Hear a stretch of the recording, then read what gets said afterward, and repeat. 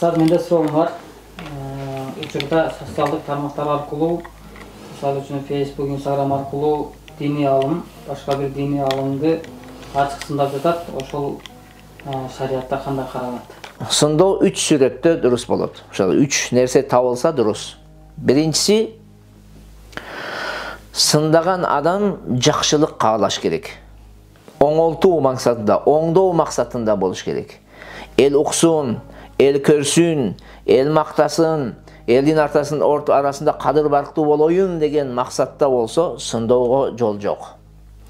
Экинчиси, ошол эгерде сындалып аткан кишинин катасы ачык айкын болгон болсо, мисалга ал эле интернет булактарында чыгып ачык айкын ката кылган болсо, мына ошондо ачык айкын далил менен сындаса болот. Бирок сылык сөз менен, жумшак сөз менен, анын жеке коросуна кирбестен эмне кылса сындаса болот. Үчүнчү шарты, ошол сындоодон максаты башкаларды ошол кишинин катасыдан сактап калуу болуш керек.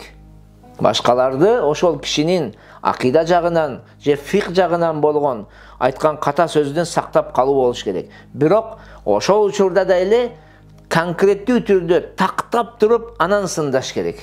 Анан бир-эки жерде эле көрүп алып туруп эле өзүнүн көргөнүнүкүнү туура деп, башка кишинин көргөнүнү ката дей турган болсо туура эмес. Ошол кайсы сындалып аткан киши эмнени айткан болсо, акыйда жагынан айтабы, фик жагынан айтабы, эмнени айткан болсо, ошону бир канча мутабар, эске алына турган, көрүнүктүү, мындай жаткан атактуу китептерден карап, изилдеп, тактап, андан кийин айтыш керек. Мына ушул 3 шарт табылса гана дурус болот. Мындан сырткары кезде андай сындагандык туура эмес болуп калат.